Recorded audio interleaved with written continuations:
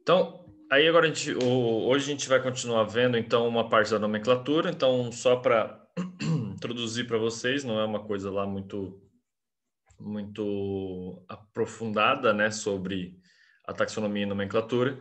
É só para que vocês entendam, por exemplo, né, que quando vocês forem colocar o nome de espécies, por exemplo, a gente sempre coloca dois nomes, ou seja, um da espécie, né, e outro do gênero. Então, o gênero Homo, a espécie Sapiens.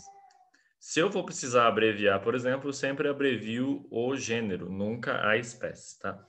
E tem que ser destacado do texto. Então, ou itálico, ou negrito, ou sublinhado. Então, tem que estar sempre destacado do seu texto para que a pessoa entenda que você está falando em latim, certo? Então, sempre em latim, que é uma língua morta, a gente não usa mais, né?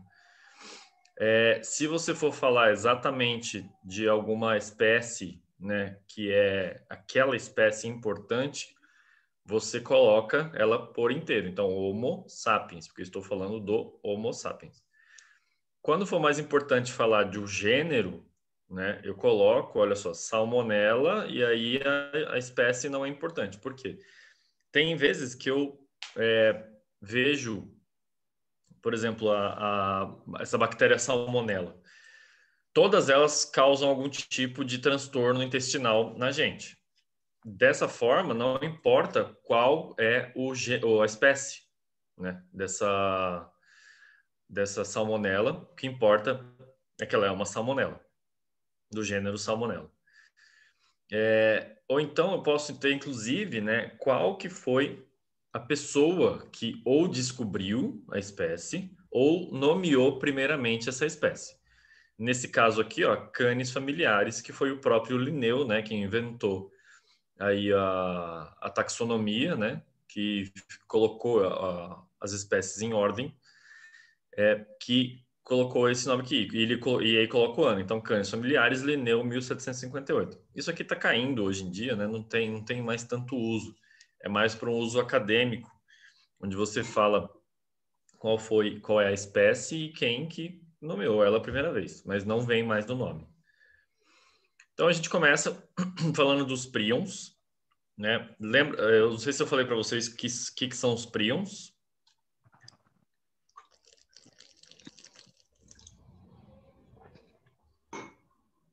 Falei para vocês que são os prions? Não. Falei, né? Eu não lembro. Os prions, lembra que eu falei que os vírus são pacotes de proteínas bem grandes? Você pegar um tequinho do vírus, por exemplo, né, um pedacinho de proteína, isso é o prion, ou seja, ele é bem menor que o vírus. Então, essas proteínas, né, todas aí de variados formatos, eles podem ter algum tipo de... podem causar algum tipo de dano na nossa saúde, ou saúde dos animais de uma forma geral. Qual que é um prion que é bem famoso aí, que eu falei na última aula? Que doença que Da causa? vaca louca. Da vaca louca, causa a doença da vaca louca. Então, o prion, né, que causa encefalite, ele ele é um desses aqui, né? Qual é? Não importa, né? O importante é que ele é um prion e que ele por que tem que sacrificar, né, todo o rebanho? Porque elas é passado por contato, né? Uma vaca tem contato com a outra e aí isso vai espalhando dentro da manada, por isso que tem que sacrificar muitas vezes o rebanho inteiro. Então, você vê, bem menor que uma célula, né? Não tem núcleo, não tem DNA. O vírus tem DNA, o RNA, e o prion não tem nada disso, e mesmo assim ele causa doenças. Então, o vírus, olha só, como ele é muito mais complexo. Então, começando de dentro para fora, veja, nós temos um RNA ou um DNA, né, a depender do tipo de vírus, né? Esse aqui é o vírus da AIDS, tá? O vírus do HIV. Então, aqui dentro nós temos certas proteínas que depois vão transformar, né, esse DNA, esse RNA em DNA. É chamado de transcriptase reversa, ou seja, ele vai transformar, ela, a hora que entrar na célula, né, porque o que entra na célula é essa cápsula proteica aqui, ó, em azulzinho. Então, a partir do momento que essa cápsula proteica ela entra na célula, ela se desfaz em contato com o núcleo e esse RNA vai ser convertido pela transcriptase reversa em quê? Em DNA. Lembra que eu falei?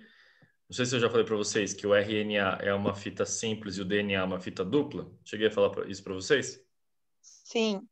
Então, se o DNA é uma fita, o RNA é uma fita simples, quando o DNA o DNA desse vírus estiver pronto, ele vai ser inserido dentro do nosso núcleo e nós vamos começar a produzir vírus para né, para esse organismo aí que não é familiar à nossa célula, mas a gente não vai entender isso, né? A nossa célula não entende isso, a nossa célula entende que é justamente para produzir. Quem vai entender que a célula está doente, está produzindo vírus, né? Está doente, são as células do nosso sistema imune, tá?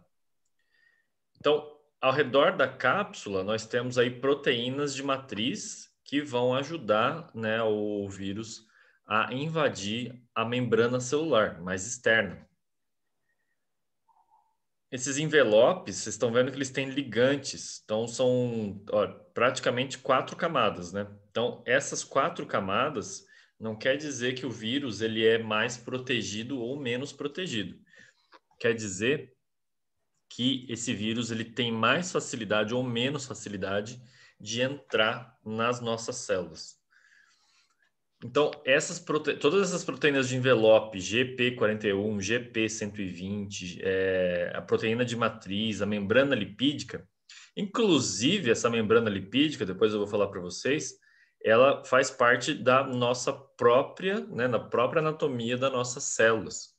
Porque quando o vírus sai envelopadinho, eles levam um pedacinho da nossa membrana celular junto com esses envelopes aqui, né? Então, esses envelopadores, né, eles arrastam a nossa membrana celular e levam um tequinho com eles, e é por isso que muitas vezes é tão fácil para eles entrarem nas outras células. Então, nós temos aqui um vírus da gripe comum, né? Nós temos um bacteriófago, nós temos o vírus da dengue, certo? Esse aqui é o vírus, não lembro, e esse aqui é um vírus da mononucleose. Então, vários tipos de vírus. Estão vendo que nenhum é igual ao outro, né? Alguns têm ligante, outros não têm ligante. Esse aqui tem até um formato interessante de nave espacial, de robô, sei lá. E ele invade basicamente bactérias e mata as bactérias produzindo mais dele mesmo, né? Então, eles são... a replicação viral, como eles não têm, né, nem membrana celular, nem maquinário próprio, eles ficam como parasitas obrigatórios, né, dentro das células. Então, esses parasitas obrigatórios, como é que eles fazem? Então, eles fazem essa ligação, né? Então, são ancorados na membrana celular. A partir disso, eles são endocitados. A gente vai ver, né, rapidamente na aula de anatomia da célula como é que acontece essa endocitose. Então, veja que dentro, ó, ele perdeu aquela cápsula externa que ele tinha. Então, quando ele perde a cápsula, esse RNA começa a se espalhar pelo citoplasma e, eventualmente, se for necessário, ele vai ser transformado, né, em RNA, ou pela própria síntese da célula, ou pela transcriptase reversa que tem, né, o próprio vírus. Então, quando esse esse RNA ele consegue adentrar o núcleo, ou já como o DNA, por exemplo, o núcleo começa a fazer, né, a fornecer informações de como produzir um vírus. E a partir disso, né, o retículo endoplasmático, pode ser o rugoso, pode ser o simples, ele vai começar a produzir os próprios vírus, né? Porque esses caras aqui são os responsáveis por produzir as proteínas do nosso corpo. Então, com as informações que ele tem, ele acaba produzindo vírus e mais vírus e mais vírus. E isso, né, é colocado dentro de um retículo, no complexo de Golgi, né, ele empacota essas informações de proteína e esse empacotamento depois ele é enviado para fora. Então é isso que faz, né, a liberação dos vírus. Tudo bem aqui? Perguntas? Dúvidas? Não, sem perguntas até agora. Tá dando para entender. Beleza. Então vamos lá ver um vídeo. Tá,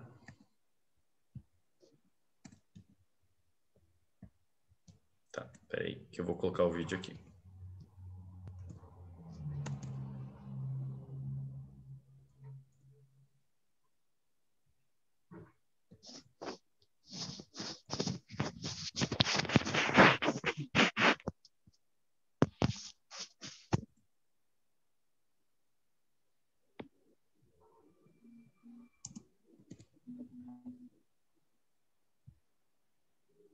O volume está um pouco baixo. Alguém mais está com problema no áudio?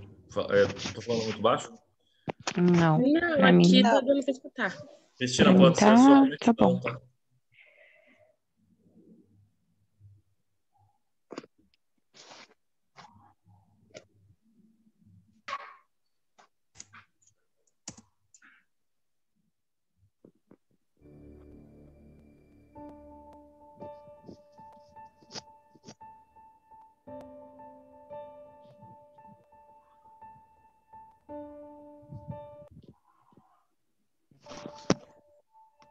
Então, como é que um vírus invade uma célula, né?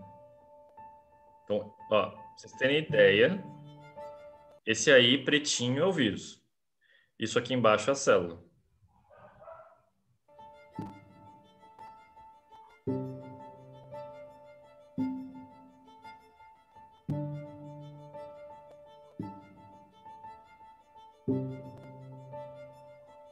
Então, a partícula viral, né, o vírus.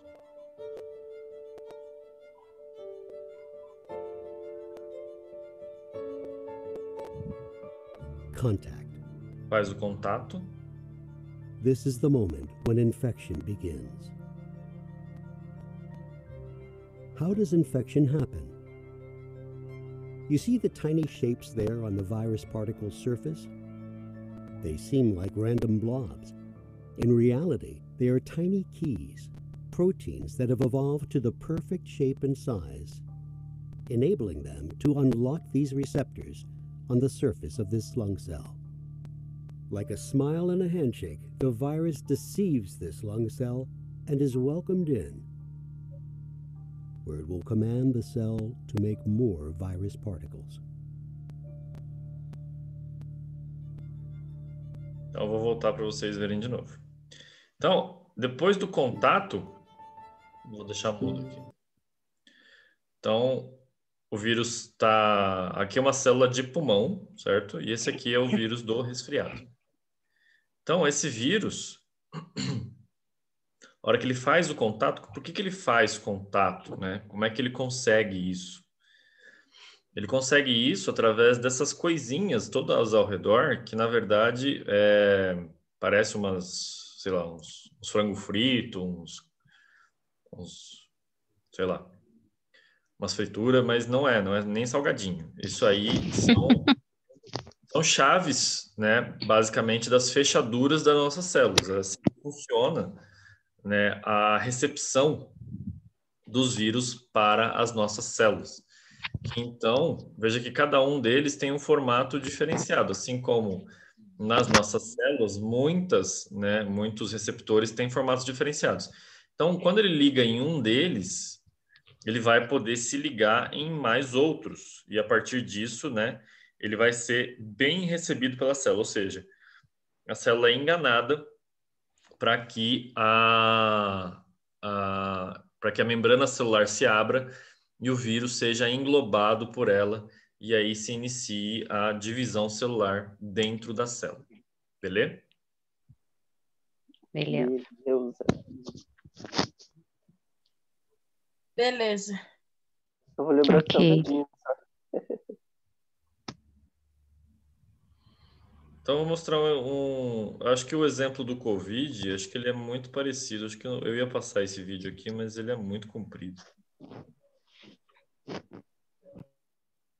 Muito comprido.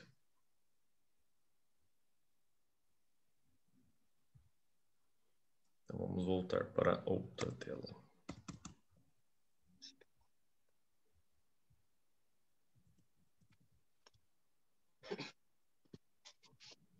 Então, como eles são parasitas obrigatórios, né, eles só conseguem aí se replicar no interior das nossas células. Eles não conseguem se replicar fora delas.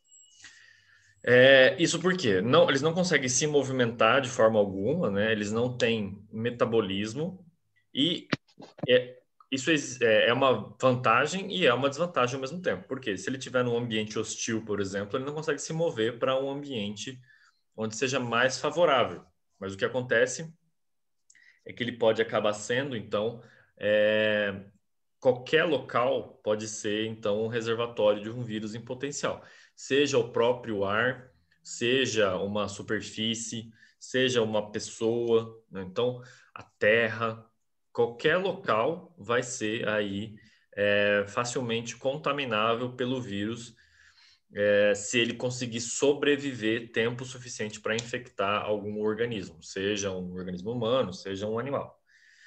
Então, nós, né, eu estou com a equipe de enfermagem aqui, mas a gente da necrópsia é mais cuidado ainda quando a gente fala de contato com os biológicos, né? Qualquer material biológico, nós temos que tomar muito cuidado na hora de manusear essas coisas e também fazer com que as pessoas tenham muito cuidado nesse manuseio, porque justamente nós, seres humanos, transmitimos entre nós muitos desses vírus e a maioria deles é facilmente transmissível aí por esses materiais. Então, o que é muito importante para evitar o contato com esses vírus durante uma necrópsia, por exemplo? Equipamento. Utilizar as EPIs. Utilizar os EPIs, utilizar o equipamento de proteção individual. Então, a utilização dos equipamentos de proteção individual, ela afasta, né, minimiza aí os riscos de contato e, portanto, os riscos de desenvolver algum tipo de doença. Então, os vírus vão ser de DNA ou os vírus vão ser de RNA. Vocês estão vendo aqui que parece uma fita dupla, mas, na verdade, a fita começa aqui, ó, e dá uma volta em si mesma, tá? Então, é uma fita de RNA. Quais são os mais perigosos? Isso não é assim muito importante, mas geralmente os mais resistentes, né? Eles são os vírus de RNA. Eu posso ter também uma classificação de acordo com o tipo, olha só, né? De envelope, né? De capsídeo. Essa coisa em volta é chamada de capsídeo. Então, o vírus da parotidite, sabe o que é parotidite? Não. Cachumba. Sabe a cachumba? Deixa a cara desse tamanho. Então, o vírus da cachumba, por exemplo, é um dos vírus mais simples, né? Porque ele tem só um capsídeo e o material genético está difundido dentro dele. Então, por isso, né, quanto mais simples o vírus, mais fácil de fazer uma vacina contra esse vírus. Por quê? Porque a partir do momento que nós temos alguma partícula, uma ou duas partículas que o corpo consegue identificar, a gente não, se a gente tiver contato só com uma parte dela, a gente já consegue produzir anticorpo e evitar a infecção. O que é diferente do vírus da herpes, por exemplo. Existe vacina contra a herpes? Não. Alguém já tomou o vírus Não. da herpes? Não tem, não existe. Não. Por quê? Ele tem muito capsídeo, né? Ele tem muitas camadas, né? E essas camadas, então, se você faz de um pedaço desse vírus a sua vacina, pode ser que você esqueça outro pedaço. Então, aí a célula, o vírus consegue, então, fazer a invasão normalmente da sua célula. O vírus do polioma, que tem um capsídeo a menos, olha só, então muito parecido com o vírus da herpes, né? Só que não tem o capsídeo externo, mas exterior, a cápsula protetora. O vírus da varíola, que tem praticamente uma parede, né, de capsídeo. Então, vocês conhecem a varíola, né? É uma doença terrível, causa pústulas no corpo todo.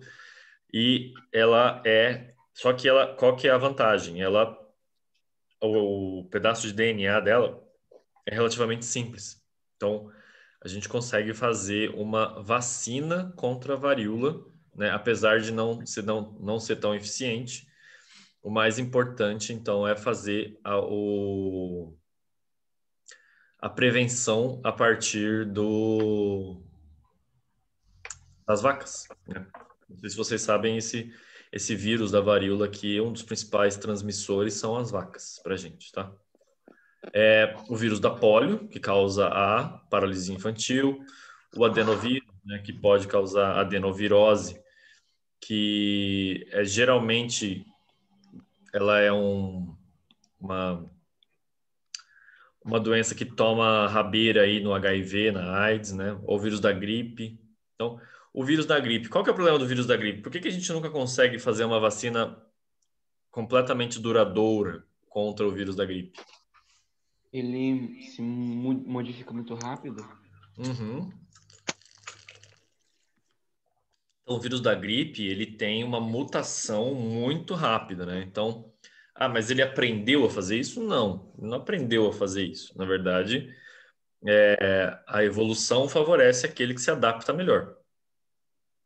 Então, para que ele sobreviva, entre aspas, porque ele não está nem vivo nem morto, né?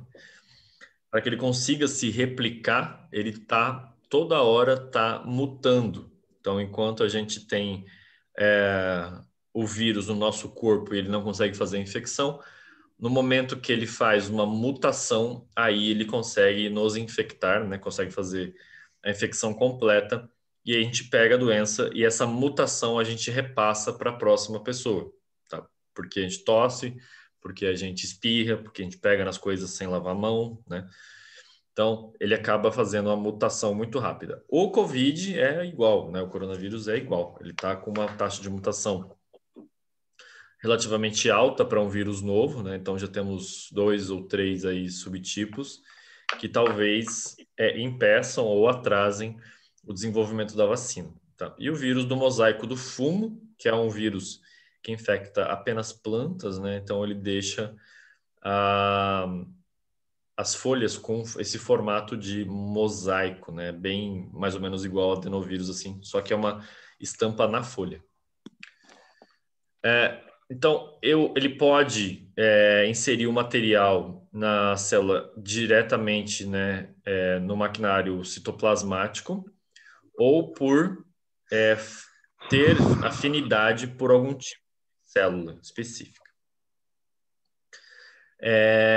Esse método aqui inicial, né, de replicação, ele basicamente 95% dos vírus tem essa facilidade. Então, o vírus entra, veja só, então, entrou aqui, ó, esses aqui são os vírus invadindo, né, um deles entrou, espalhou todo o material dele para o nosso DNA produziu, né, o maquinário de vírus e esse vírus foi exportado para fora, né, e aí recomeça o ciclo.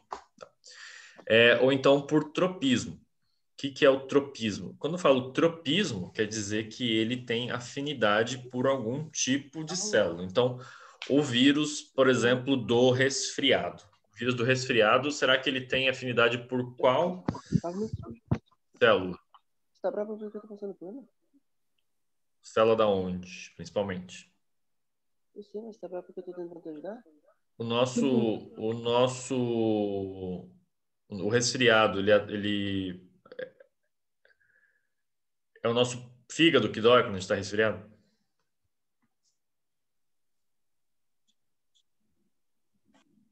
Não. Não, então são as células do Pulmão? pulmão. Então são as células do pulmão que são principalmente afetadas, né? Então, sem esse tropismo, a célula não conseguiria infectar. Então, se eu, sei lá, injetar a célula, injetar uma quantidade de vírus no meu fígado diretamente, né? Ele não vai sobreviver porque, afinal de contas, ele está no meio de fígado, não está no meio do pulmão, certo? Ou então ele vai ter que, né? Ele vai ter a sorte, porque ele se movimenta sozinho? Não se movimenta sozinho. Ele vai ter que ter a sorte de chegar sem ser atacado nenhuma vez pela nossa defesa até o pulmão, o que é muito difícil, tá bom?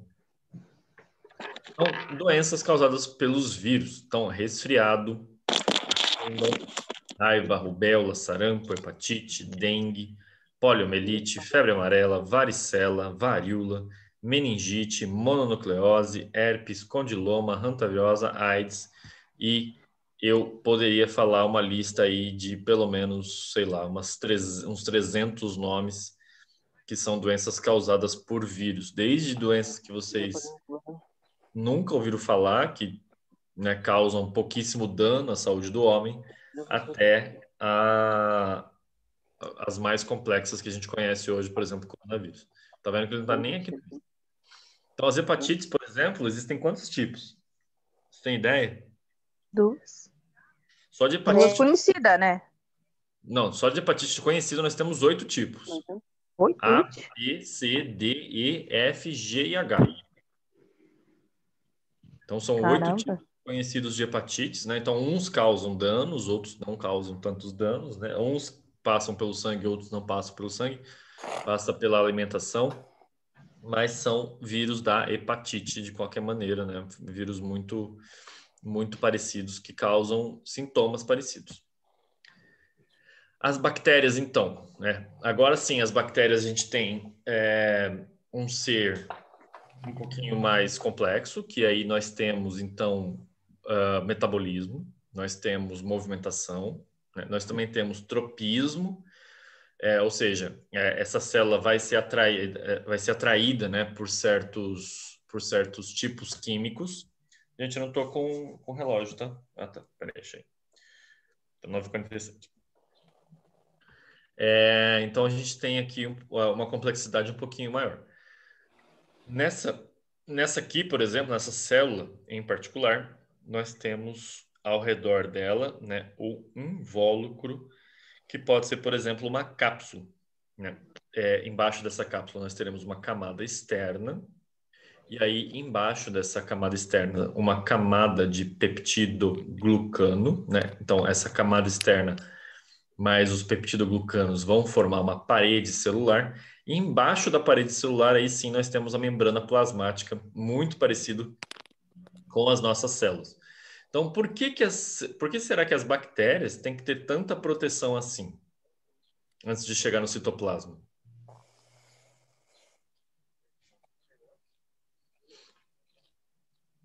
Qual seria uma... Para não ser... Não sei o quê? Eliminada.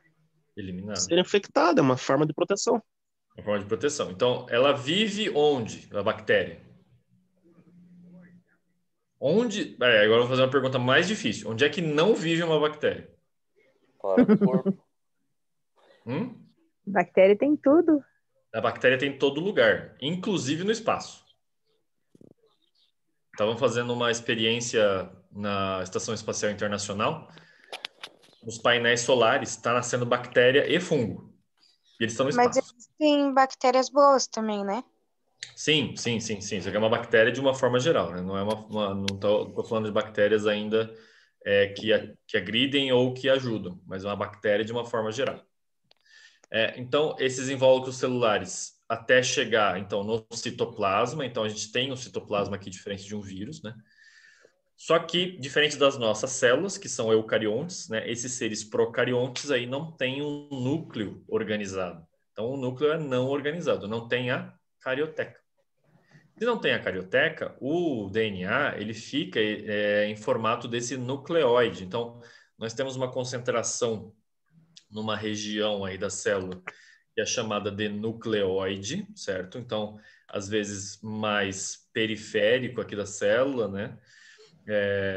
Ou em uma das extremidades ou próximo aí do centro da bactéria. Então, é chamado de nucleóide. Então, mas o DNA, de qualquer maneira, ele fica espalhado por dentro do citoplasma. Dentro do citoplasma também nós temos algumas organelas, né? Principalmente, né? Os ribossomos. Eu vou falar para vocês, né? Não se preocupem, que eu vou conversar com vocês sobre ribossomos. Os ribossomos, eles são os principais na produção de proteínas. Então, se uma célula qualquer vai se dividir, né, é muito importante que exista aí algo que produza proteínas. E esse algo são justamente os ribossomos. Eles vão pegar o DNA e começar a traduzir esse DNA e formar proteínas, né, seja ela qual for, seja de membrana, seja de camada de peptidoglucano, seja da camada externa, seja do flagelo que nós temos aqui, né, das fímbrias. Então, o ribossomo é o que vai traduzir toda a informação que está no DNA para que forme, então, um ser, seja ele unicelular, seja ele multicelular. Então, as bactérias, elas podem, então, apresentar anexos. O que são esses anexos, gente? É justamente, por exemplo, o flagelo e as fímbrias. Qual que é a função principal desses troços aí? Alguém tem noção? Se mover? De quê? Se mover? Se mover. Movimentar. Uhum. Se movimentar, se ancorar, né? Então, o movimento, né, principalmente pelo flagelo, não quer dizer que todas as bactérias têm esse tipo de coisa, tá? E algumas vão ter os dois. Então, a maioria ou tem um ou tem outro. Por que que ou tem um ou tem outro? Porque essas coisas gastam muita energia para fazer, né? Então, se você quer se mover muito, muito rapidamente, aí você vai usar um flagelo. Se você não quer se mover muito, muito rapidamente, você usa uma fímbria, que é o suficiente para te mover de um ponto A para um ponto B, né? E não vale a pena, então, criar um flagelo. Poucas bactérias vão ter os dois como opção de movimentação. Então, elas podem, então, fazer esporos. O que são esporos? A gente falou que os vírus vivem em muitas superfícies, né? E eles podem acabar, então, morrendo se terem sorte de infectar um hospedeiro, né? Então, se replicar. As bactérias têm o mesmo problema, só que as bactérias, elas conseguem, né? Elas têm esse mecanismo aqui, né? De esporulação. Então, mecanismo de esporulação. Então, o que é a esporulação? A esporulação nada mais é do que ela se transformar num ser, né, num esporo que não tem nenhum metabolismo praticamente, só tem um mínimo, né, para manter as funções do DNA e só, né? Ela não se move, ela tem um metabolismo muito lento para que então ela consiga sobreviver. Porque quando você está no meio favorável, não tem problema gastar tanta energia. Agora, quando você está no meio desfavorável, aí já não dá mais para gastar tanta energia. Então, os esporos, certo? Eles são a forma de sobrevivência das bactérias nesse meio hostil, quando ela se encontrar, né, por exemplo, fora do ambiente, do habitat ideal para ela. Então, a bactéria do antraz, por exemplo. Vocês conhecem o antraz? Lembra dos ataques com antraz? Não. Antraz. Nunca ouviu falar de antraz? Não é possível. Quantos vocês têm? Antrax. Pozinho branco. Isso, pozinho branco enviado em carta. Então, esse antrax Isso mesmo. é uma bactéria, certo? Opa! É uma bactéria que, na verdade, está esporulada em vários ambientes. Então, ele pode ser, claro, pode ser criado em laboratório, né? Como arma biológica. Mas esse antrax, ele vive principalmente na terra ou em locais que são secos, né? Sótãos, por exemplo, de madeira, principalmente, né? Então, o antrax, ele fica ali aguardando um hospedeiro ideal e quando ele encontra, ele invade o hospedeiro e causa todos os sintomas do antrax, né? Que geralmente vai levar a uma morte rápida, né? Por edema agudo de pulmão. Então, o que ajuda muito, né? Professor, você pode repetir essa última frase que minha internet estava ruim, de eu vir num lugar melhor e eu não consegui entender? Tá, o antrax, ele vai formar esses esporos e aí ele vai infectar o hospedeiro, né? Quando ele tiver a oportunidade e pode levar à morte, né? Principalmente por edema agudo de pulmão. Beleza?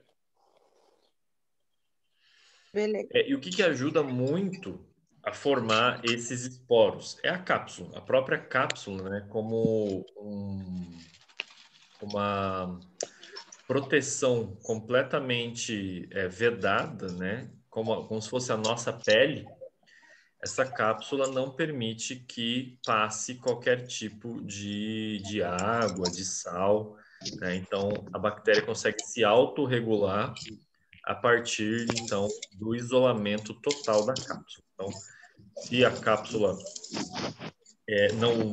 algumas bactérias não possuem cápsula, então elas precisam de meios sempre, por exemplo, aquosos, né? Ou seja, líquidos, para conseguir sobreviver. Então, quais são os tipos de bactérias? Então, nós temos alguns aqui mostrando para vocês, como, por exemplo,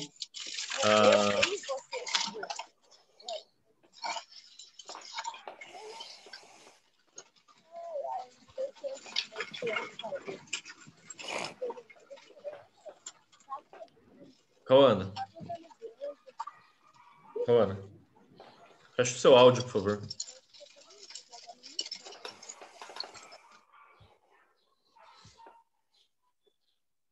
Obrigado.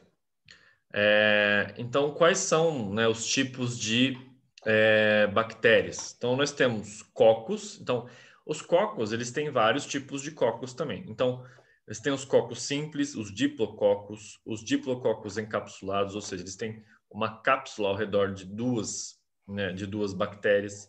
Os estafilococos, que são vários cocos juntos, mas que formam esse formatinho de cacho de uva. O streptococo, então, que ele é linear. A sarcina, que ela é meio um cubinho, né? 8 células ladeadas que formam um cubo. E a tétrade, que forma um quadradinho, né? Perfeito, com as 4 células. Qual que é a vantagem de cada uma delas? A vantagem é que cada um desses aqui, eles podem, então, fazer um metabolismo diferente e ajudar as outras, por exemplo.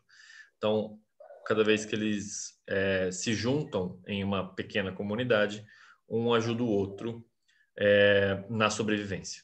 Tá? Então, para a gente, né, os streptococos, as sarcinas, elas são as piores, né, para infecção. E a gente tem, né, um dos mais comuns, na verdade, são os Staphylococcus aureus, que tem basicamente em qualquer tipo de superfície, né, a gente consegue encontrar esse Staphylococcus aureus. Então, na rua, em casa, qualquer lugar, esse Staphylococcus é possível de achar.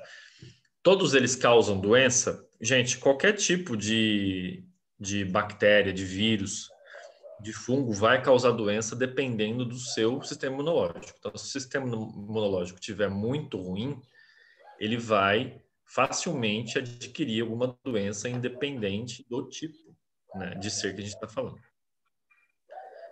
Então, os bacilos, nós temos os cocobacilos, nós temos os bacilos propriamente dito, né? Os cocobacilos aí é um intermediário entre um coco, né, e um bacilo. Então, o bacilo mais famoso, né, vocês devem já falar, o bacilo, qual bacilo que é? O lactobacilo, né? O lactobacilo casei shirota, que é um dos mais famosos, né? Nós temos diplobacilos, nós temos as paliçadas, ou seja, são bacilos que são ligados pelas suas extremidades. Então, ele faz esse formato de barricada, né? Paliçada de palha.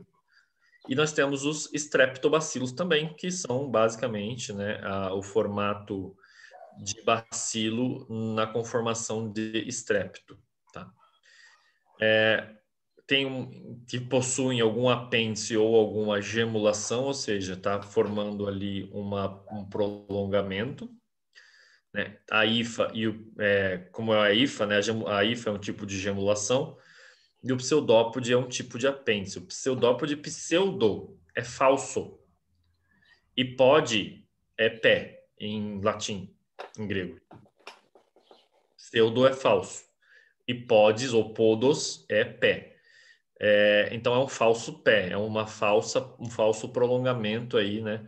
Como se fosse esse, por exemplo, aqui desse vibrião aqui, ó. Ele tem esse flagelo, né? Então, isso aqui é o início de um flagelo. Nós podemos ter também bastonetes estendidos.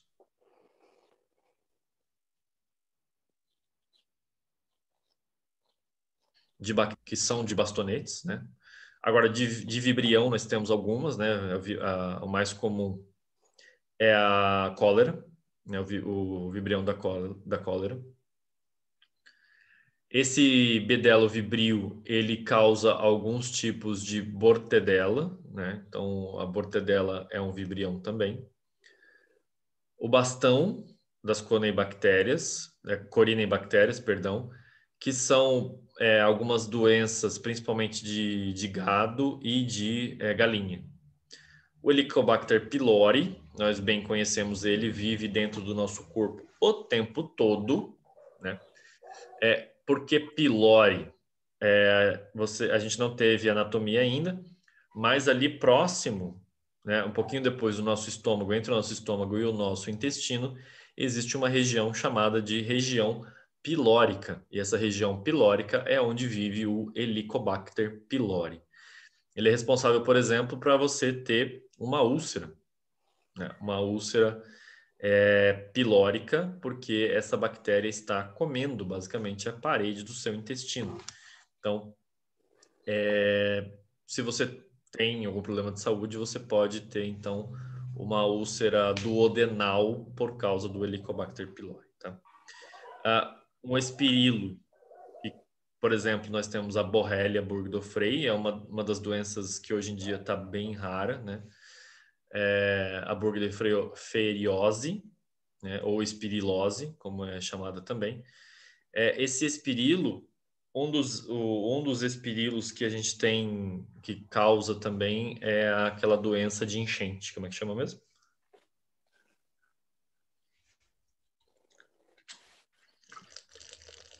Leptospirose. Leptospirose. Tá. Então, leptospirose, é o espirilo. Nós temos a filamentosa também e temos as espiroquetas, né? Que são, então, essas formas de espirilo mais acompridadas, né? E que tem mais voltinhas. Então, essas bactérias, elas podem ser aeróbias. O que quer dizer uma bactéria aeróbia? A aeróbia, ela faz uso de quê?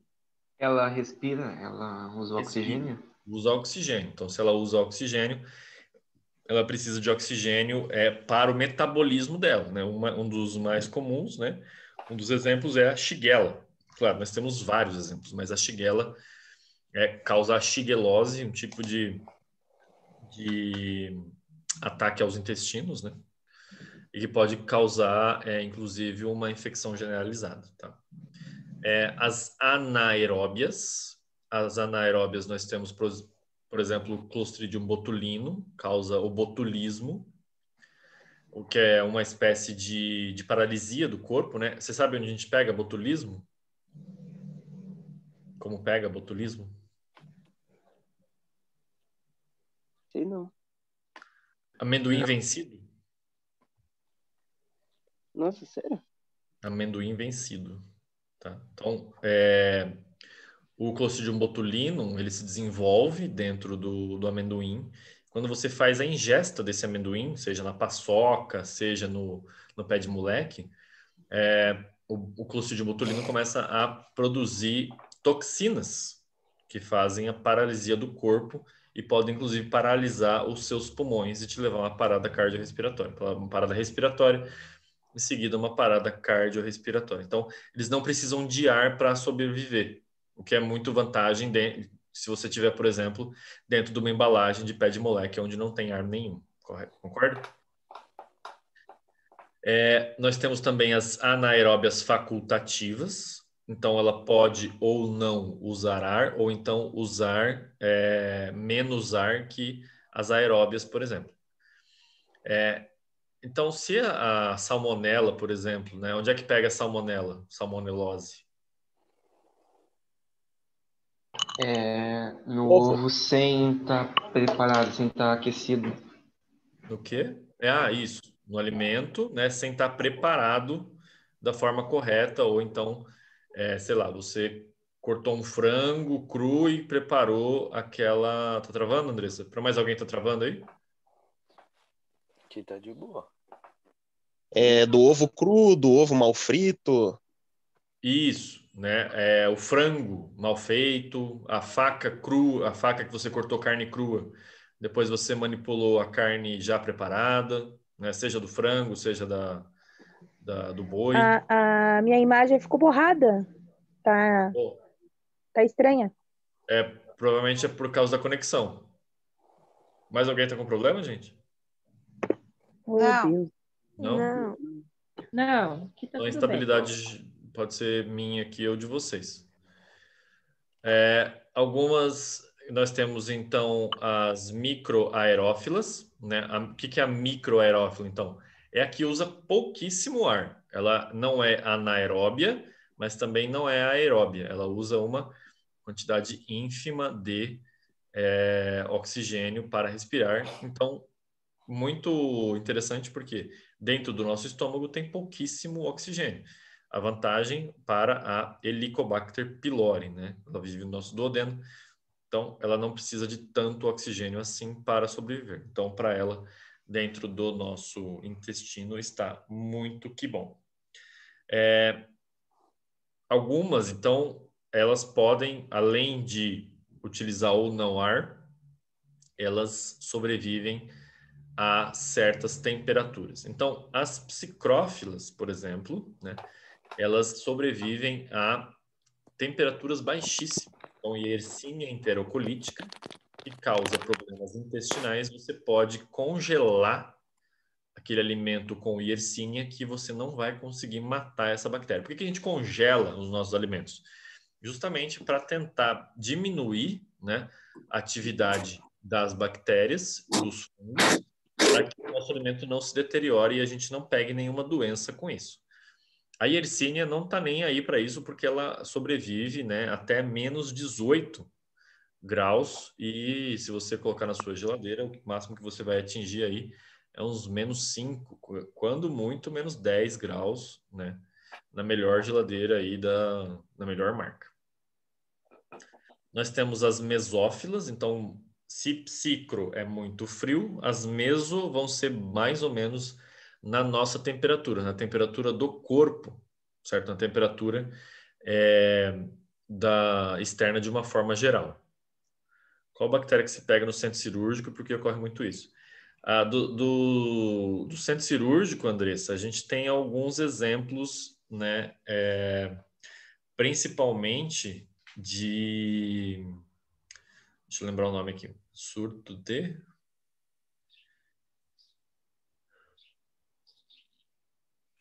de Borrelia, Burgdorferi, alguns centros cirúrgicos. E nos sabonetes, eles podem desenvolver... Gente, como é que é o nome da bactéria? Deixa eu olhar aqui, peraí. Eu já falo para você.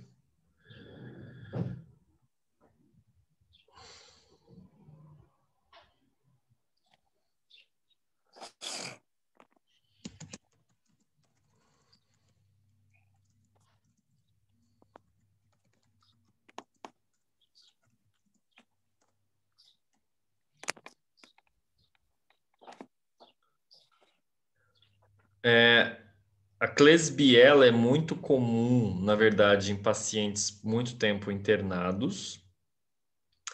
E nós temos uma que se desenvolve no sabonete, que eu preciso encontrar aqui. Peraí, hospitalares, sabonete. Pseudomonas aeruginosas. Então, essas pseudomonas, elas conseguem sobreviver nas bolinhas do sabão. Então, por que elas se desenvolvem ali? Porque nós estamos todo dia ali, todo mundo coloca a mão, né? E você vai, na verdade, você sai de um paciente, vai para o outro, lava a mão. O que é muito legal, óbvio, né? O problema é quando você não tem um controle da caixinha que está o sabonete. Então, por exemplo, bactéria pode se desenvolver dentro do álcool 70 que você usa todo dia? Hã? Como que é o nome, licença? Como que é o nome dessa bactéria do sabonete? Pseudomonas aeruginosas. Vou escrever aqui. Tá, obrigada. Pseudomonas aeruginosas. Mas ela se desenvolve no sabonete pessoal mesmo assim? Também. No álcool 70. O álcool 70 serve para quê, gente? Tirar a água da bactéria ou Isso. do vírus. Isso, ela mata, né, a bactéria e o vírus justamente por tirar certos componentes que seriam essenciais para aquele ser. Mas, no seu álcool 70 aí que você, não sei se você usa na bolsa, se você tem em casa, que fica lá na lojinha que você vai todos os dias. Então, dentro desse álcool, pode se desenvolver bactérias?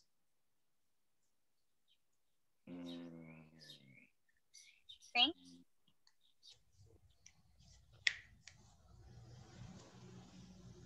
Não só pode, como vai. Muito. Já por muito tempo. É por isso que o álcool ele tem data de validade. Todo álcool em gel tem data de validade. Por quê? As bactérias, elas têm uma facilidade de se adaptar ao ambiente muito, muito alta. Diferente da gente que aí né, hoje eu estou em São Paulo e vocês estão aí no sul, né, em Curitiba, sei lá onde vocês estão hoje, e tá relativamente friozinho, né? Tô vendo que tá todo mundo de blusa e tal. Se amanhã fizer 45 graus, metade da população do sul é extinta, né? Porque não aguenta calor. As bactérias, elas se adaptam com muita facilidade. Então, naquele ambiente, ela vai se desenvolvendo, porque lembra que eu falei, elas são simples ou são complexas as bactérias? Complexo. Elas são complexas em relação aos vírus, em relação a gente. Simples. São simples, são bem simples, certo? Lembra da questão sexual, principalmente. Se ela for, algumas bactérias, né, elas trocam aí material genético com outras, e isso é quase um sexo. Isso facilita muito ela a mudar o próprio genoma dela, o próprio DNA dela. Então, ela faz isso muito rapidamente. A gente vai ver depois uma fotinha da velocidade, né, de divisão dessas bactérias. Então, como ela se divide muito rápido, ela se adapta muito rápido. Os que vão morrendo não se desenvolvem mais. Quem sobrevive é que se desenvolve. E aí, quem sobreviveu se desenvolve e aí passa esses genes de sobrevivência para a próxima geração. E a mesma coisa. Ela caiu no álcool, né? Uma quantidade lá de bactérias caiu no álcool, algumas morreram, algumas sobreviveram. As que sobreviveram vão passar os seus genes fortes para frente e essas outras vão se adaptar ainda melhor, né, àquele ambiente bizarro. Então, o sabonete, o álcool, todos eles são locais que as bactérias se adaptam, né, com muita facilidade. E é por isso que precisa trocar o tempo todo. Então, essa é uma das doenças de centro cirúrgico que pode pegar, mas também nós temos as KPCs, né, que são bactérias multiresistentes também a antibióticos, né, MARS, temos uma infinidade aí, e é sempre por contato, tá? A maioria é por contato, e algumas, a KPC é por respiratória, né? Então, que leva a pneumonia. Então, se o paciente tem KPC, ele vai ter o isolamento aí de contato e por gotículas também. Então, as mesófilas, elas vivem numa faixa de temperatura média, né? Aí entre 21 e 37 graus, certo? E o Vibrio cholerae, né, que causa a cólera, é um dos exemplos dessas bactérias mesófilas. Então, se você congelar, ele morre. Se você esquentar, ele morre. Tanto é que, como é que a gente pega a cólera?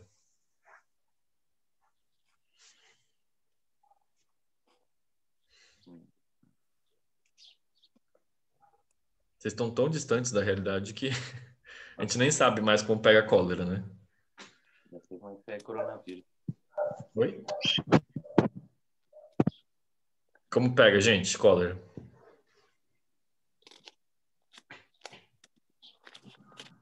A gente pega com água contaminada ou comendo alimentos que foram, né, por exemplo, na horta, que foram lavados com água contaminada.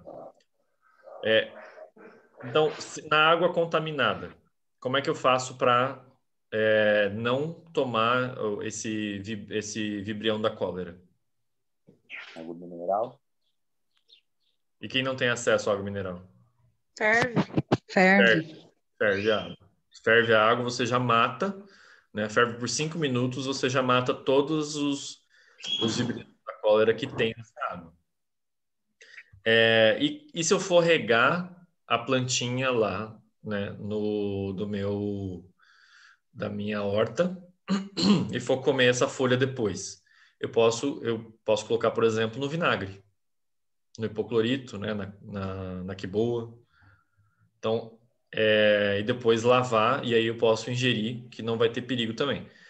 Essas mesófilas, geralmente, elas são as mais sensíveis, né, à mudança de temperatura. Assim como você não pode aquecer uma psicrófila, né, você também não pode ou congelar ou aquecer demais uma mesófila. E nós temos a termófila, um exemplo é o Pirococcus furiosus, né, até um nome engraçado, porque piros é o que em grego, alguém sabe? Fogo. Uhum. Fogo, né? Então, piro é fogo. Então, são os cocos do fogo. E eles são furiosos, né? Eles são todos agitados. Por quê? Eles vivem dentro daquelas águas termais, né? Que atingem até 90 graus, próximo a vulcões, né? Que são sempre cheios também de muito enxofre. Então, aí essas termófilas, elas conseguem sobreviver. Então, elas conseguem sobreviver a aquecimentos muito altos. Então, quando eu tenho uma diminuição da temperatura, né, muito alta, por exemplo, elas podem formar aí uma cápsula, né, ou um esporo e diminuir a sua atividade e conseguir sobreviver até que o ambiente esquente novamente. Então, aí nós temos, olha só, a divisão, né, das bactérias. Então, quanto tempo vocês acham que passou dessas 4 bactériazinhas até chegar a completamente tomar a tela?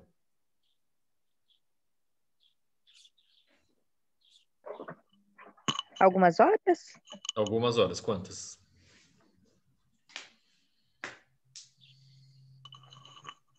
Isso pensando que ela está numa condição ideal, né? De temperatura, de líquidos, que ela consegue comer bastante.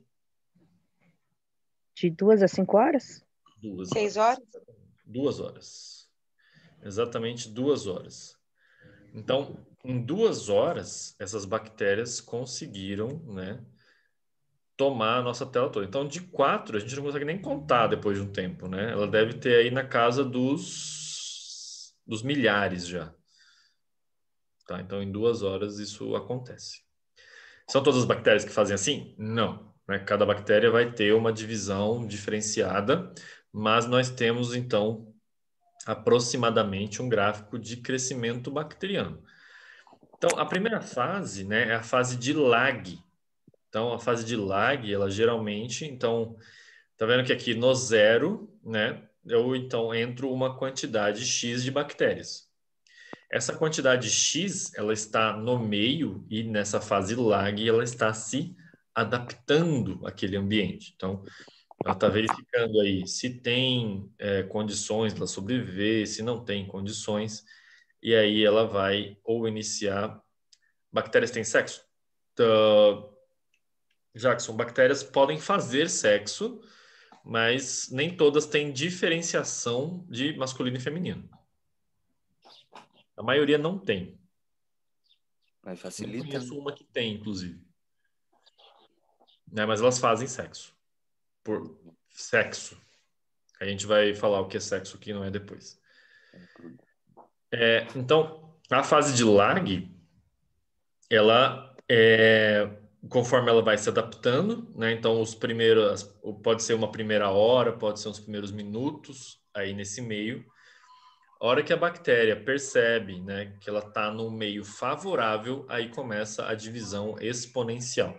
Então, de menos de 2 a sexta, aí, que vai dar uns 256 indivíduos, a gente sobe para 2,18, que eu não faço nem ideia de quanto dá esse número, né? Dá um número muito grande.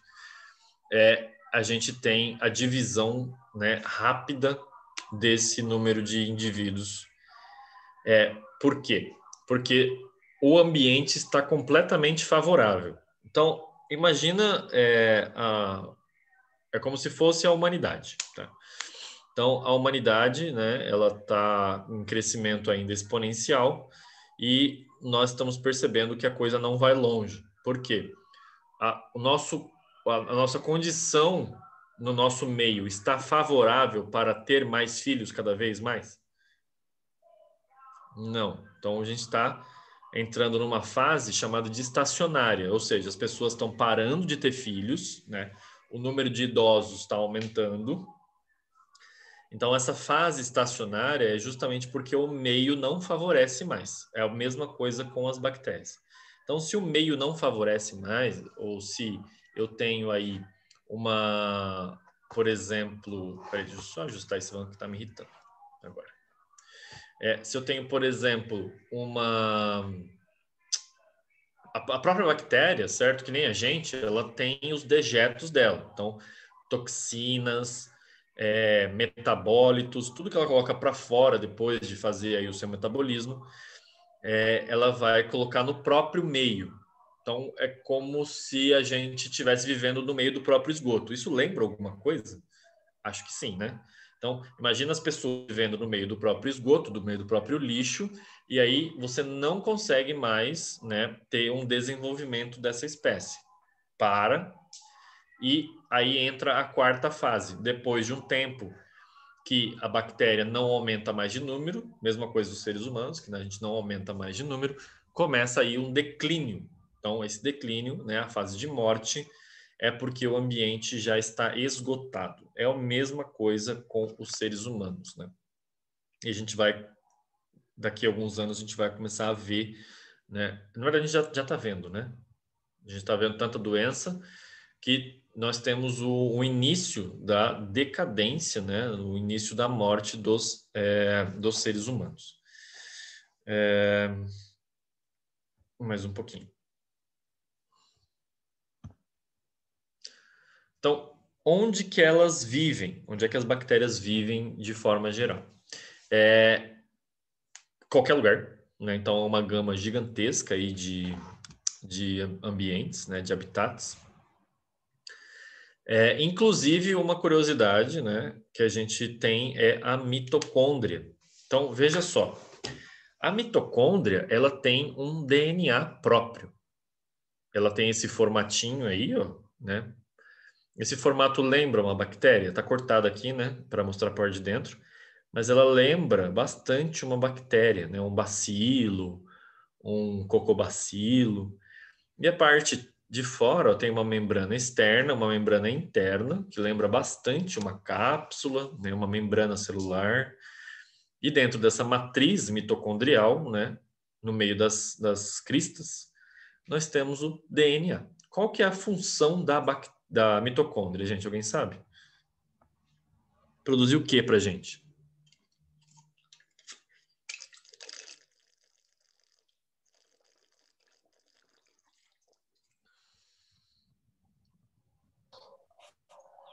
Anticorpos? Oi? Anticorpos? Não.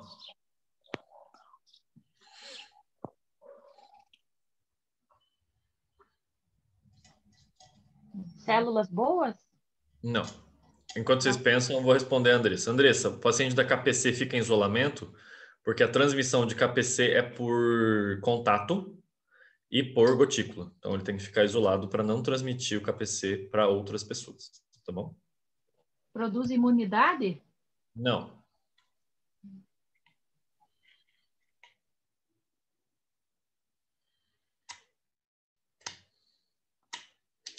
Mitocôndria produz a nossa energia, gente. Ela que produz a nossa energia. Como é que ela faz isso? Quando você ingere oxigênio, quando você ingere glicose, quando você ingere água, esses três componentes vão ser aí disponibilizados para as mitocôndrias e as mitocôndrias vão transformar isso aí em ATP.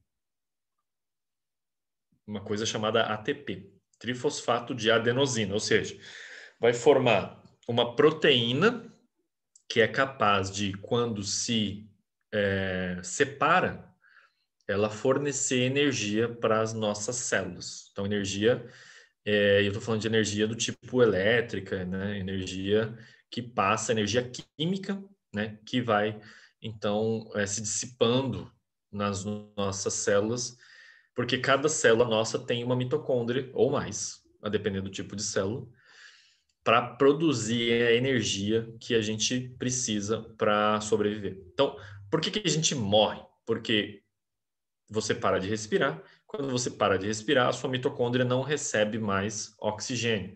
Não recebendo mais oxigênio, ela não produz mais energia. E energia você precisa para se mover, certo? Então, essa mitocôndria, ela não parece uma bactéria? Se ela parece uma bactéria, inclusive existe uma teoria de que quando, muito antes, né, do ser humano se formar, muito antes de qualquer ser vivo complexo, multicelular se formar, existiu lá uma célula parecida com uma bactéria, né, que tentou comer outra bactéria. E nessa tentativa de comer a outra bactéria, o que aconteceu foi que essa bactéria que parecia a mitocôndria, né, que era o início da mitocôndria, ela produzia muita energia. E aí, quando essa célula que comeu a mitocôndria olhou, falou assim, nossa, ela produz muita energia e eu estou usando essa energia. Será que vale a pena destruir ela dentro de mim no processo digestivo?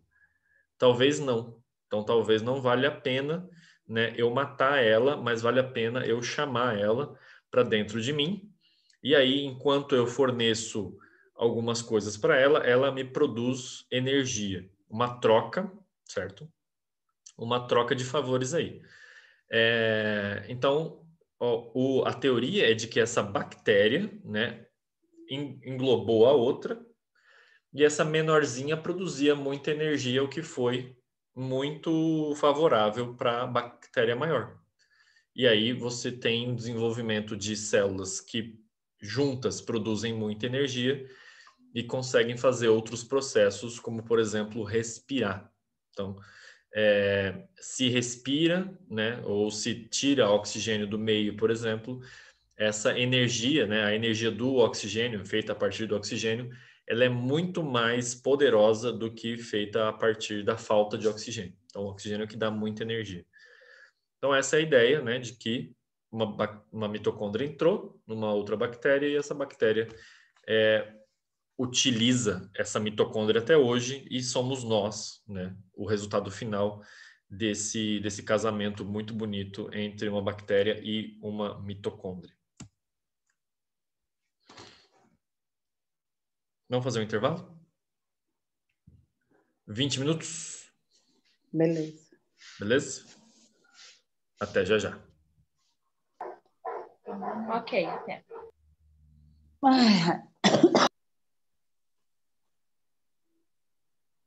Deixa eu voltar à apresentação.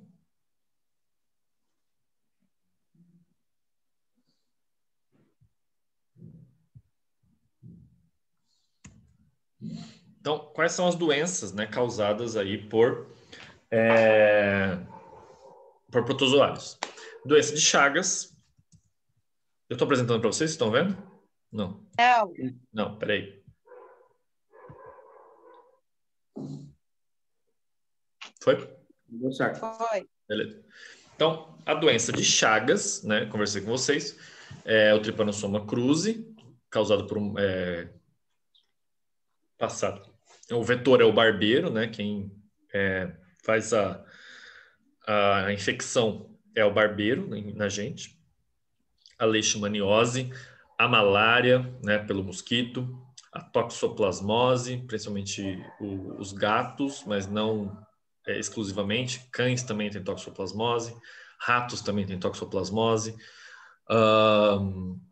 hamsters têm toxoplasmose. Então, a gente fala muito do gato, né? Mas a toxoplasmose não é exclusiva deles, tá? A tricomoníase, a tricomonas é uma doença também vaginal, tá? A giardíase, que é uma doença que é passada do caramujo, né? A famosa doença do caramujo. E a amebíase, que ela é de água contaminada principalmente, né? A ameba, ela gosta de uma água suja, mas não muito poluída. Então, ela consegue viver aí tranquilamente no ambiente sujo, mas não poluído. A água de lago, principalmente, que tem muito peixe, né? Onde consegue alguma vida sobreviver, a amebíase consegue, a ameba, né? Consegue sobreviver. E se alguém tomar a água, vai ter aí amebíase. Então, como é que a gente recebe, né? Como é que são transmitidos e disseminados esses micro-organismos? E aí não estou falando exclusivamente de protozoários, não estou falando exclusivamente de bactérias, estou falando de todos. Nós temos algumas barreiras naturais, certo? Por exemplo, a nossa própria pele, que nós vamos estudar na aula de anatomia, o nosso trato gastrointestinal, respiratório e urogenital. Todos esses, a gente vai ter aula de anatomia, né? A gente vai começar na próxima aula já com a aula de anatomia celular e a gente vai depois falando anatomia por anatomia dos sistemas. Tá? Por que eu gosto de abordar por sistema e não por segmento? Né? Algumas aulas eu acho interessante que a gente faça por sistema, por exemplo, por segmento, ou seja, cabeça, tórax, abdômen e membros.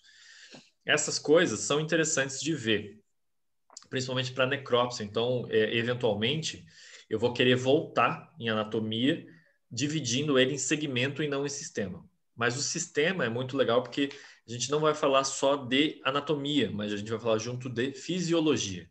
Então, a gente vai falar de anatomia da pele, então como é essa pele, como é a fisiologia da pele, a mesma coisa para os restantes. Então, como é que a pele, vocês aí não tendo nenhum conhecimento, desculpa, nenhum não, né? Vocês tendo algum conhecimento sobre anatomia, como é que a pele protege a gente contra os micro-organismos?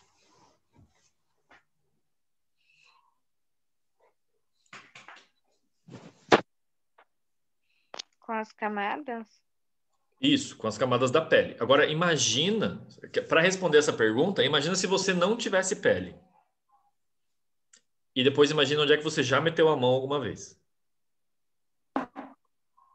Aí você lembra que você poderia ter pego várias doenças, né? Aquele local contaminado se você não tivesse pele, por exemplo. Isso ia entrar direto para os seus músculos e para a sua corrente sanguínea. Então, a pele é uma barreira natural, certo? Ela vai ter várias camadas, que uma delas, inclusive, é impermeável. Não deixa nada passar, nem água, nem nada. Tá? Ela tem uma permeabilidade que só passa algumas coisas que são selecionadas, né, pela própria pele. Trato gastrointestinal. O que tem de interessante no gastrointestinal que protege a gente contra bactérias?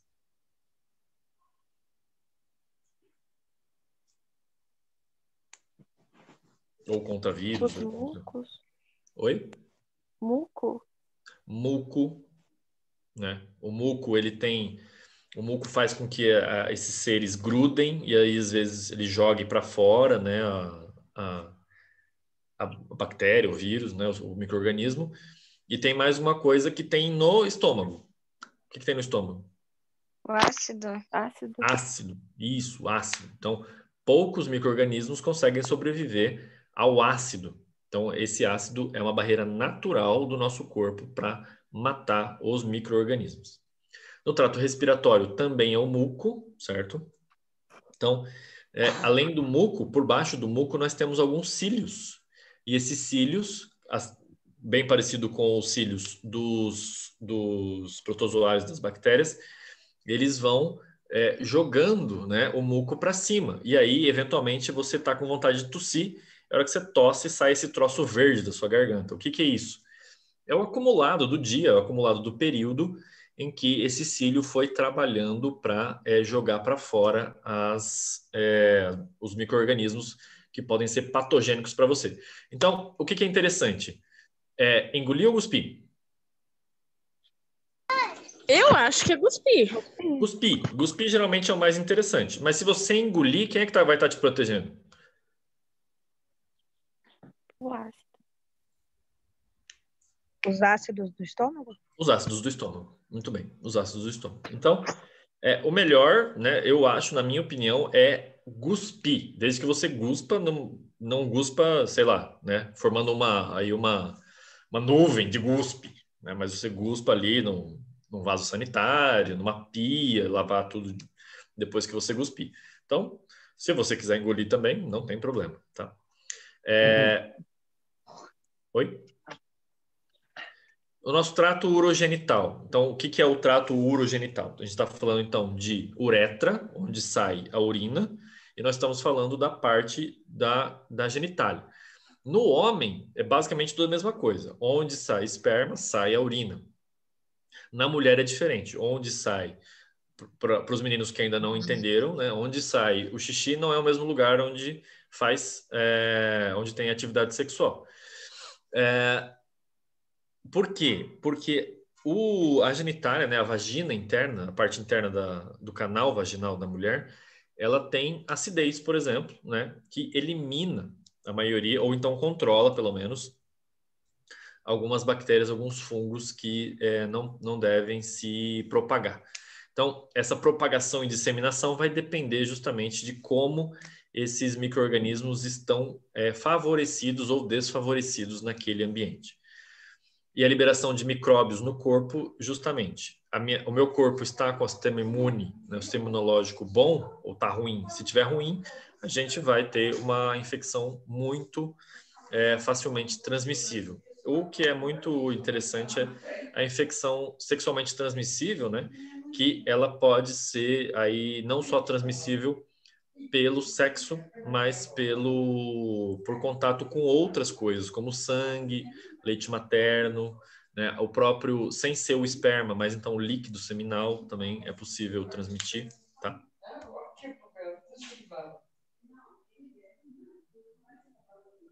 Então, falando um pouquinho só rapidamente sobre epidemiologia, veja só. Aqui nós temos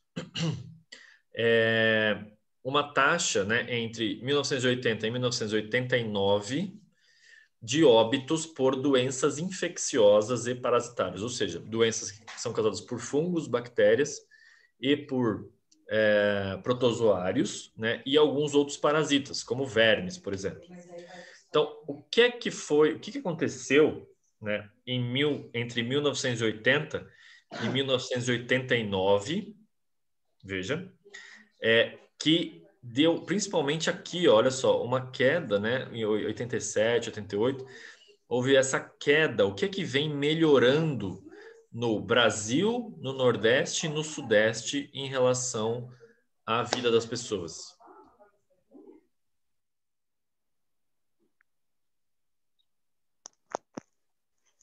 O aprendizado do cuidado que tem que ter. Isso, o que mais? Vacinas? Prevenção? Prevenção, a melhora, então, da rede sanitária, certo? Né, do Brasil, de uma forma geral. A gente tem 100% de cobertura sanitária hoje? Não. Não tem, né? Algumas regiões ainda nem tem esgoto, para vocês terem ideia. Mas está melhorando. Então, é justamente, né? Olha só como acompanha. Então, a gente não tem como falar assim que a melhora no saneamento básico não melhora a saúde das pessoas. Justamente porque esse gráfico já está óbvio, mais que óbvio, que isso é verdade. Por quê? Cada vez que você afasta os micro-organismos, através de vacina, através de rede de esgoto, coleta de lixo, né, isso melhora a vida das pessoas. Tá? Numa questão de auxiliar de necrópsia, por exemplo. Se eu tivesse um gráfico desse, o que é que vocês esperariam que melhorasse? Eu tenho um ano, por exemplo, 2013, ninguém usava EPI no necrotério. Em 2018, as pessoas começaram a usar EPI no necrotério. Onde vai estar mais baixa a taxa de doenças ocupacionais desses auxiliares de necrópsia? Quando foi utilizado os EPIs. A partir do momento que eles começaram a usar os EPIs, então a gente tem uma diminuição da doença ocupacional dessas pessoas. Tá. Agora aqui, ó, o número, né, a evolução de cobertura vacinal. Então, uma coisa acompanha a outra, ó, diminuição de doenças infecciosas e o aumento do número de vacinas, né, da cobertura vacinal em menores de 1 ano.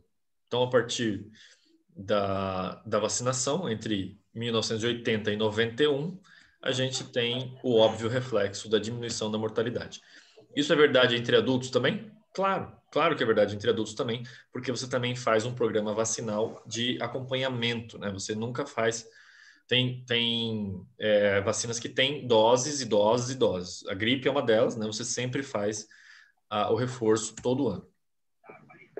Então, aqui, né, a partir desse slide, nós temos aí, então, algumas medidas de proteção da NR32. Nós não lemos a NR32 ainda, mas olha só, eu vou destacar só os amarelinhos, se vocês quiserem, depois vocês podem ler tudo, né, que eu acho muito interessante, inclusive.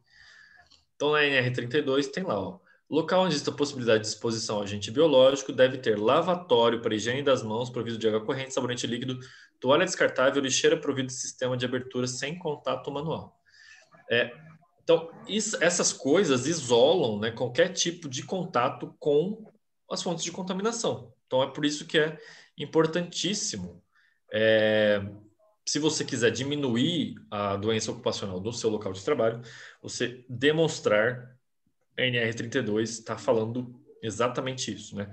O uso de luvas não vai substituir a lavagem de mãos. Por quê? Porque se você vai usar luva, não quer dizer que a luva vai te proteger 100% daquele micro-organismo. Pode ter microfissuras, micro-rasos que você não enxerga nessa luva, tá bom? Então, no local de trabalho, principalmente, aí não importa, né, hoje em dia, se é saúde ou não. Então, ato de fumar, usar adorno, manuseio de lente de contato no posto de trabalho é vedado. Aqui é vedado. Então, não pode, certo? Não pode.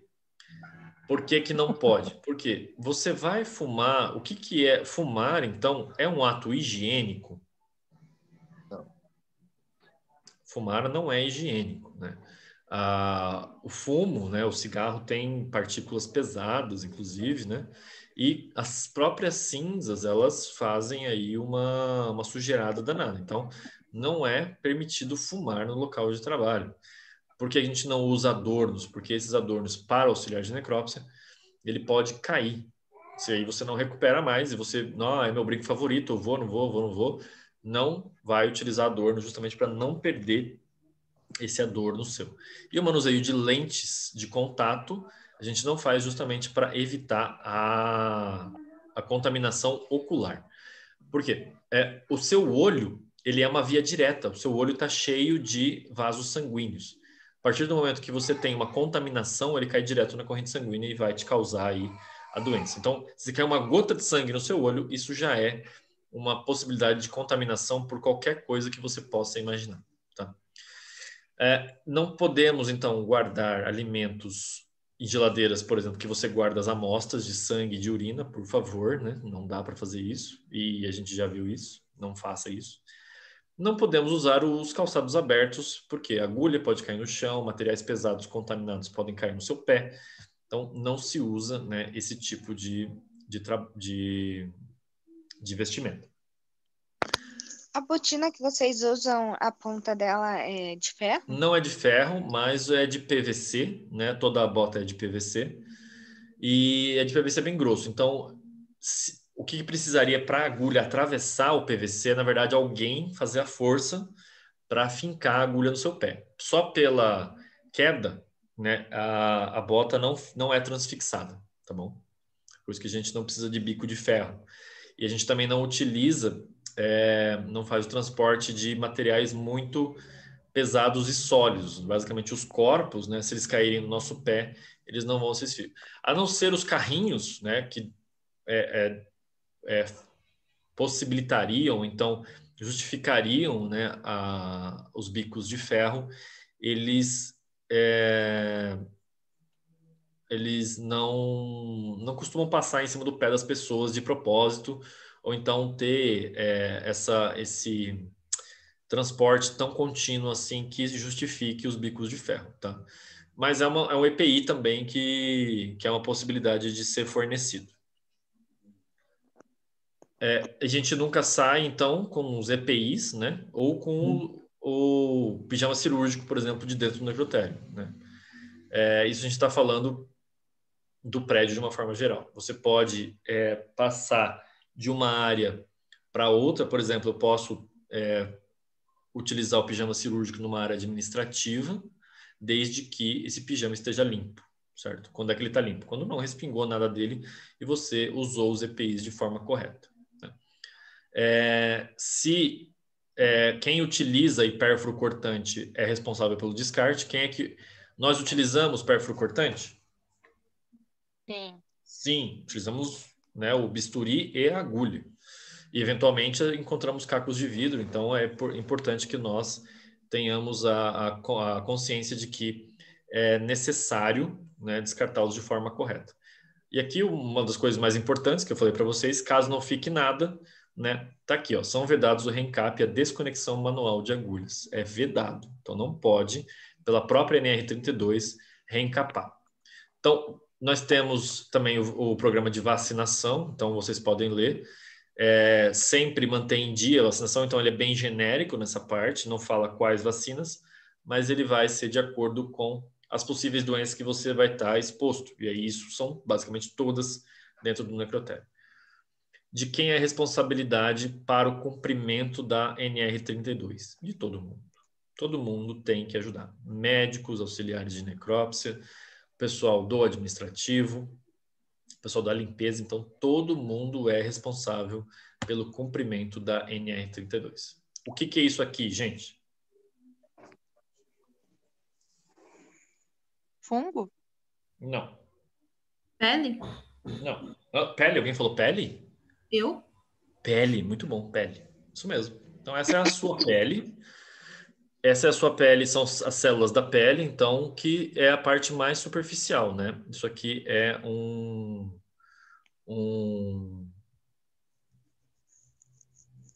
aumento, né? Acho que de 1000 vezes, de 1100 vezes, num microscópio eletrônico. Assim é a sua pele. Tá vendo que ele tem as reentrâncias, né? Então, as coisas podem ficar aí escondidas, né? Na pele. Tá. Então, eu já falei da flora transitória para vocês. Então, a gente tem alguns micro-organismos que passam e outros que ficam na nossa pele. Então, os permanentes, eles ficam o tempo todo na palma da mão, né? E outras partes do corpo. E esses permanentes, eles não deixam com que a transitória consiga se reproduzir com muita facilidade, se replicar com muita facilidade. Então, quais são, né, os principais na parte profunda? Então, os Staphylococcus epidermidis, os áureos, os micrococos, os streptococcus e alguns bacilos gram-negativos e difteroides. Esses caras aqui, eles podem ou não ser prejudiciais. O que vai fazer eles serem ou não prejudiciais é justamente o modo e a quantidade de vezes que você higieniza a sua mão, tá bom? E os transitórios, eles estão apenas na superfície. Se você faz a sua higiene com mais frequência, você diminui, então, a quantidade dos permanentes e você retira todos os transitórios. Beleza? Beleza. Tranquilo, pessoal? Então, espero que vocês tenham gostado da aula. Desculpa ser EAD hoje, mas aqui não tinha jeito mesmo, não ia dar tempo de eu retornar para Curitiba. Mas, de qualquer forma, a gente vai fazendo... A gente começa na próxima aula a anatomia da célula, que é muito interessante, para a gente depois começar a anatomia. Vocês querem fazer alguma pergunta? Chamada, professor. A chamada, se vocês responderam lá no chat, vocês colocaram seu nome e falaram presente. Isso já está gravado, né? Então, essa gravação, ele grava também o textinho e eu vou enviar para a Juliana preencher a chamada. É que eu estou assistindo junto com a minha irmã. Desculpa. No caso, esse chat é o que aparece ali para colocar o nome, né? Na hora que entra no Zoom. Isso mesmo. Ah. Tudo bem? Alguém não pôs lá o nome? Eu. Então coloque ali, por favor. Eu coloquei o nome umas 3, 4 vezes, porque o meu saiu umas 5 vezes. Não tem Aí eu problema. guardei. Não tem problema, vai ficar gravado. Então, Maria Eu Helena. estou assistindo junto com a minha irmã, professor. Tá bom, só colocar lá. Coloca seu nome e presente. Pode ser o Zoom dela mesmo. Tá certo. Tá, obrigada. Eu queria fazer uma pergunta. Pode fazer. A respeito das bactérias lá. No caso, a amiga da minha sobrinha, ela foi para uma balada, ficou com um rapaz, e 3 dias depois ela estava com herpes na boca inteira, e o médico falou para ela que ela aderiu essa herpes, que era uma herpes de gente morta. Herpes de gente morta. E até então ela ficou com o número do telefone do rapaz lá com quem ela estava, e o rapaz tinha convidado ela para ir para casa dele. E o médico falou para ela procurar a polícia e falar com eles, porque e realmente ele estava com uma menina morta na casa dele já fazia mais de 3 dias. E ele estava mantendo relação com ela. E vejo ela, assim, a facilidade de transmitir essa herpes assim, é assim mesmo, desse jeito? Tá, olha só, herpes é viral. Primeira coisa, herpes é viral, né? Sim. Então, a transmissão da herpes, como é que funciona? A pessoa tem que estar com uma infecção ativa, ou seja, tem que estar com uma pereba na boca, ou uma pereba na região genital, para ser transmitida, porque a partir do exudato, né, dessa aguinha que sai ali da perebinha, é que quem fez contato, né, o vírus vai conseguir passar por esses líquidos. E aí ele vai entrar no nervo, e no nervo ele vai se instalar. Herpes tem cura? Não. Não tem cura. Herpes não tem cura, né? Ela vai e volta e você sempre vai estar com ela, para sempre. Sim. Até Quando a você... imunidade é baixa, geralmente ela aparece, né? Isso. Toma muito sol, imunidade baixa, toma muito remédio, ela volta. Até quando vai durar essa herpes? Até você? Morrer. Morrer. A partir do momento que você morre, quem é que morre junto? A bactéria da herpes. O vírus da herpes. Vírus. O vírus da herpes. Então, assim, isso aí é uma história de pescador das mais mirabolantes que eu já ouvi, né? O que acontece é que existem bactérias, aí sim a gente troca um pouquinho, a gente sai um pouquinho da herpes e pensa que existem bactérias que são não exclusivas, mas que têm predileção, né, que preferem o cadáver. Mas a gente não aprendeu ainda, mas vocês vão ver em tanatologia, que essas bactérias demoram pelo menos 5 dias a depender do clima para começar a se desenvolver. A primeira parte, a primeira transformação, os processos transformativos iniciais do cadáver, eles são não bacterianos. Eles são puramente, como eu diria, são puramente físicos do nosso corpo, né? E ainda não tem bactéria que invade aí o corpo para fazer essa decomposição. Então, tem alguma coisa muito errada com essa história, eu não sei o que é exatamente. No caso, a análise dele lá deu que era bactéria de morto. Então, bactéria de morto tem muita. Qual? Porque tem ele bactéria bactéria de morto. Era herpes de morto. Não, herpes de morto não existe. Pois é, e ele falou que ela tinha pego essa herpes na boca devido a algum contato que esse rapaz que beijou ela estava tendo com alguma pessoa morta. Não, assim, você se enganou completamente. Se enganou do Facebook. É mentira essa história, desculpa. Mas é uma história muito antiga, já que inventaram. É tipo uma creepypasta. É uma fake news ou uma fake old muito mal contada, né? Uma história muito... Ela é tão complexa que a gente percebe a mentira logo no primeiro momento, que é você adquirir herpes de uma pessoa morta. Não tem como. Mas existem casos que... eu vi alguns casos de, tipo, um auxiliar que já trabalhava no necrotério e que ele estava casado e ele praticava necrofilia no necrotério e ele acabou passando uma bactéria para a esposa dele. Isso é possível? Sim, isso é possível. Mas pode ser candidíase, por exemplo. Ah, tá, entendi. Mas é possível, então, passar uma bactéria que a pessoa já estava morta, que é exclusiva de uma pessoa morta, e o cara passar para uma pessoa viva, aí que tá. Exclusivo de pessoa morta é muito raro. Por quê? Por que é muito raro? Porque as bactérias que estão na gente, muitas vezes estão no cadáver também. Então, não é exclusivo do morto. Entende a diferença? Para eu ter uma bactéria exclusiva de um morto, eu teria que estar na parte colicoativa. Eu vou mostrar até para vocês o que é a colicoativa, para vocês terem ideia de que fase de putrefação eu estou falando. Conseguiu.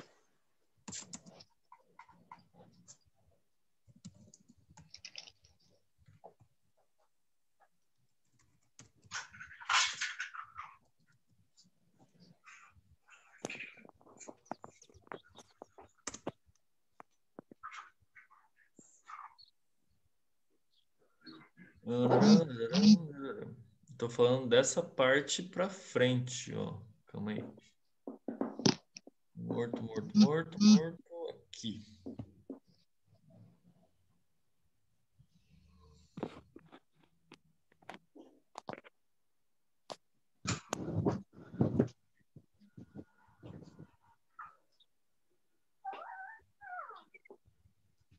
Aninha, manda mensagem pro Léo. que eu tô terminando a minha aula. Estão vendo? Nossa. Tá muito pequenininha a foto, não dá para ver direito. Ixi. Não, ruim? Muito ruim? Agora deu pra ver. Não, dá pra ver. Deixa eu trocar aqui a foto. Tchararam, tchararam. Acho que eu vou entrar no Maltos, que é mais fácil. Nossa. Olha só.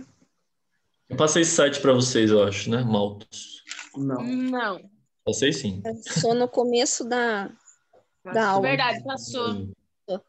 Junto com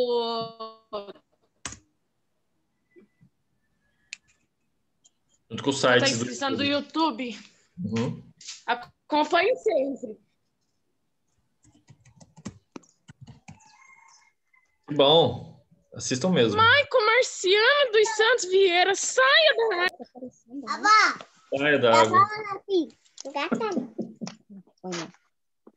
Gente, eu parei para assistir a aula em 5 segundos. Meu filho não me deu a mamadeira dele pro gato. Tá vendo? Dá essa bactéria. Eu tô até com medo de Benjamin. Gente do céu, em 5 segundos, ele fez a zona no quintal. Olha isso. E ainda deu a mamadeira pro gato. Ele lembrou que o site do Maltos tá fora do ar. Que beleza. Calma aí. Tá, mas a minha dúvida era só essa, de saber se tem possibilidade de a pessoa manter relação e pegar, assim, coisa de bactérias entre morto e passar. Aí, qual que é a parte, né? Qual o estado seria uma bactéria exclusiva do morto? Essa aqui, ó. A partir dessa condição aqui, ó. A partir dessa condição tem que estar muito... Nossa! Entendeu? Misericórdia. Então, a partir dessa condição... Podre já. Exato. Então, é podre isso, é podre. Aqui a gente tem bactérias exclusivas, né, do cadáver na fase colicotiva. Então, aqui, olha só. Assim. Nossa. Mas não é difícil, porque provavelmente a pessoa estará fedendo isso aqui. Com certeza. Misericórdia, não tem nem jeito. Mas tem gente que consegue... Não sei, mesmo boa pergunta. nesse... Eu sei que cadáver fresco não é difícil. Só pode ter doente. Assim, é um tipo de doença. Né? Fazer alguma coisa com o cadáver assim? Deve estar muito louca essa pessoa. Então, mas é isso aí, gente. Isso aí que eles estão perguntando? Tem gente pra tudo. O ser humano, eu já falei pra vocês, é muito criativo. E a gente tem que mexer com esse tipo de cadáver, assim? Claro! Ué. Auxiliar de necrópsia. Auxiliar de necrópsia, isso aqui também é necrópsia. No caso, quando for mexer com cadáver nesse estado... Tá lá em cima da mesa. O negócio, assim... Teria como jogar um formol, alguma coisa em cima dele para tirar esses bichos, não? Claro que não. Raça, minha filha. Água. Bom, professor. E como diz o Joel, você quer cheirar bem, vai fazer concurso do Boticário. Não, mas daí você vai mexer com a pessoa cheia de bichinho, então, não tem problema. Isso, os bichos eles pulam em você, fica caminhando assim. Ó. Mas o que é feito com as larvas? Elas são enviadas para algum lugar para estudo? Ou... Eu tenho coletado as larvas. Eu tenho coletado as larvas para guardar quando eventualmente surgir uma área de entomologia forense. Ah, sim. Né? Mas, por enquanto, só eu guardo, mas ninguém tem interesse nisso, né? Só eu gosto de bicho. Ei, diga uma coisa, um cadáver nesse estado ainda é feito uma necromaquiagem nele? Não, caixão fechado. Ah, tá. Por causa do cheiro, né, professor? Do cheiro, né? Não tem rosto, né? Cadê? Deixa eu ver aqui. Isso aqui não tem como fazer necromaquiagem. A pele está desfazendo. Você precisa de pele para fazer necromaquiagem. Não, é só. Professor, depois você pode passar o link desse negócio pra gente, porque eu não tenho. É Maltos com TH. Peraí que eu vou colocar lá no chat. Ô, professor. Coloca no grupo, mais fácil. Fala.